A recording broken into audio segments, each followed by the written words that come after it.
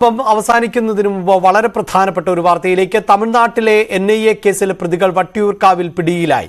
IS, al-Qaeda എന്നിവയുടെ ആശയങ്ങൾ പ്രചരിപ്പിക്കാൻ ശ്രമിച്ച സാദിഖ് പാഷയും സംഘവുമാണ് ചെന്നൈയിൽ നിന്ന് പോലീസിന്റെ സ്റ്റിക്കർ പതിച്ച വാഹനത്തിൽ എത്തിയത്. VV വിനോദാണ് ചേരുന്നത്. വിനോദ്, ഇവരെപ്പോഴാണ് കേരളത്തിൽ എത്തിയത് എന്നതിൽ വ്യക്തതയുണ്ടോ?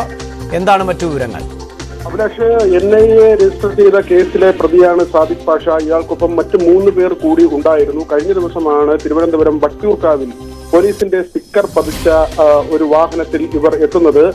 ഇവർ എത്തിയത് സാദിഖ് പാഷയുടെ ഭാര്യ വട്ടിയൂർക്കാവ് സ്വദേശിയാണ്. ഇവർക്ക് കുടുംബ പ്രശ്നമുണ്ടായിരുന്നു. ഭാര്യയെ ഒപ്പം കൂട്ടി പോകുന്നതിന് വേണ്ടിയാണ് എത്തിയത്. ഒപ്പം ചെല്ലാൻ ഭാര്യ തയ്യാറായില്ല. തുടർന്ന് വാക്ക് തർക്കമായി. ഇതേ തുടർന്ന് നാട്ടുകാർ വിവരം അറിയിച്ചതിനെ തുടർന്നാണ് പോലീസ് എത്തുന്നത്. തുടർന്ന് ഈ വാഹനത്തിൽ പോലീസിന്റെ സ്റ്റിക്കർ ഒട്ടിച്ചിരിക്കുന്നത് ശ്രദ്ധയിൽപ്പെട്ടു. വാഹനം കസ്റ്റഡിയിലെടുത്തു. സാദിഖ് പാഷയെ കുറിച്ച് കൂടുതൽ അന്വേഷിച്ചപ്പോൾ തമിഴ്നാട്ടിൽ ഉൾപ്പെടെ വിവിധ കേസുകളിൽ പോലീസിനെ തോക്ക് ചൂണ്ടിയത് ഉൾപ്പെടെയുള്ള കേസിൽ ഈ അടുത്തിടെ റിമാൻഡിലായി. ആ കേസിൽ ജാമ്യത്തിൽ വന്ന ആളാണ്.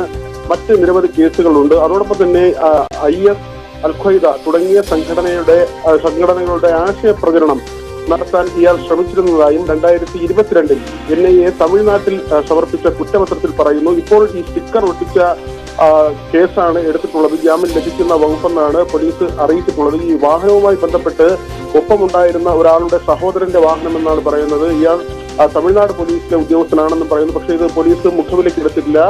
ഈ വാഹന ഉടമയെ ഉൾപ്പെടെ കേന്ദ്രീകരിച്ചുള്ള അന്വേഷണം പോലീസ് നടത്തുന്നുണ്ട്. ഇപ്പോൾ എടുത്തിട്ടുള്ളത് ഈ സ്റ്റിക്കർ പതിച്ച സംഭവവുമായി ബന്ധപ്പെട്ട കേസാണ്. അഭിലാഷ്, വാർത്തയുടെ വിശദാംശങ്ങളാണ് VV വിനോദ് നൽകിയത്.